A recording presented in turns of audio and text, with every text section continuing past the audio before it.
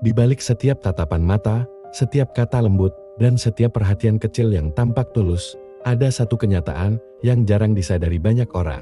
Manusia adalah makhluk yang bisa dipengaruhi, dibentuk, bahkan diarahkan tanpa mereka sadari. Inilah kisah tentang seni manipulasi psikologis, sebuah dunia tersembunyi yang bukan hanya dipakai dalam politik atau bisnis, tetapi juga dalam hubungan. Apa yang akan kamu dengar ini bukan sekadar teori, tapi rahasia bagaimana emosi, pikiran, dan keputusan seseorang bisa digerakkan perlahan tanpa paksaan. Bayangkan seorang pria yang berbicara kepada seorang wanita. Kata-katanya biasa saja, tidak terlalu romantis, tidak terlalu memaksa. Tapi entah kenapa wanita itu mulai merasa nyaman, mulai tertarik, bahkan mulai memikirkan pria itu terus-menerus. Apa yang sebenarnya terjadi?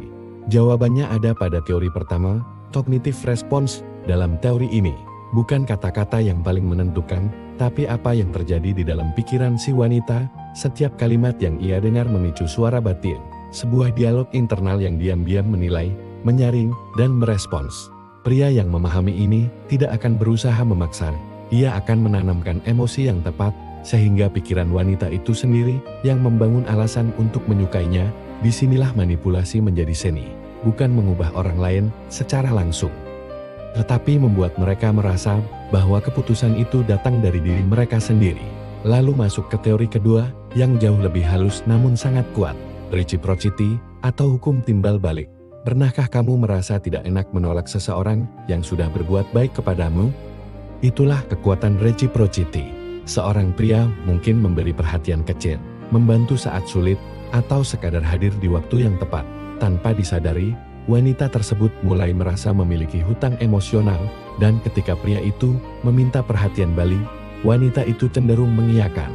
Inilah jebakan paling halus, ketika kebaikan menjadi pintu masuk untuk pengaruh yang lebih besar.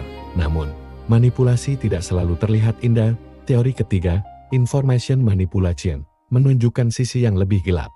Di sini, seorang manipulator bermain dengan informasi, menyembunyikan sebagian, melebihkan sebagian, bahkan memutarbalikkan kenyataan. Pria itu memilih kata dengan hati-hati, menghindari topik tertentu, dan menggunakan bahasa tubuh untuk meyakinkan.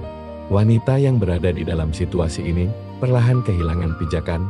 Ia merasa ada yang tidak beres, tapi tidak punya cukup bukti. Ketika seseorang tidak yakin dengan realitasnya sendiri, ia akan lebih mudah mempercayai orang lain, bahkan jika orang itu adalah sumber kebingungan tersebut. Lalu ada teori keempat, nudge. Teori ini adalah seni mendorong seseorang ke arah tertentu tanpa mereka sadari. Misalnya, seorang pria menciptakan momen yang membuat wanita itu ingin menghabiskan waktu bersamanya. Ia memilih tempat yang nyaman, suasana yang hangat. Ia menghadirkan sedikit kompetisi sosial yang membuat dirinya terlihat lebih menarik. Wanita itu merasa bahwa keputusan untuk mendekat adalah miliknya sendiri. Inilah manipulasi paling elegan, tidak terlihat, tidak terasa, tapi sangat efektif. Kemudian kita masuk ke teori kelima, social manipulation. Ini adalah permainan yang lebih besar, melibatkan norma, opini, dan pengaruh sosial. Seorang pria membangun citra sebagai sosok yang dihormati, tanpa disadari. Wanita itu mulai melihatnya melalui kacamata sosial. Jika semua orang menganggap pria itu bernilai tinggi, maka ia pun mulai percaya hal yang sama. Manipulasi sosial membentuk realitas yang mereka lihat, dan akhirnya, kita sampai pada teori yang paling berbahaya, paling menghancurkan, yaitu gaslighting. Gaslighting terjadi ketika seorang pria membuat wanita meragukan pikirannya sendiri. Ia mungkin berkata, "Kamu terlalu sensitif," atau "Itu tidak pernah terjadi." Lama-kelamaan, wanita tersebut mulai mempertanyakan dirinya sendiri, dan ketika kepercayaan dirinya runtuh, ia menjadi sepenuhnya bergantung pada pria tersebut. Inilah bentuk manipulasi paling kejam, karena tidak hanya mengendalikan seseorang, tapi juga menghapus identitas mereka sedikit demi sedikit. Namun, di balik semua ini, ada satu pertanyaan besar, apakah manipulasi selalu buruk? Jawabannya tidak sesederhana itu. Setiap manusia melakukan manipulasi baik untuk bertahan hidup, dicintai, atau mencapai tujuan. Yang membedakan adalah niat dan kesadaran. Ketika digunakan untuk membangun hubungan yang sehat, maka ia bisa menjadi alat yang positif. Tapi ketika digunakan untuk merusak, ia menjadi senjata berbahaya. Lihatlah ini sebagai perisai untuk melindungi dirimu sendiri, karena di dunia ini, Bukan hanya kamu yang belajar tentang manipulasi orang lain, juga sekarang. Pertanyaannya adalah, setelah mengetahui semua ini, apakah kamu akan menjadi pemain? Atau hanya menjadi bagian dari permainan?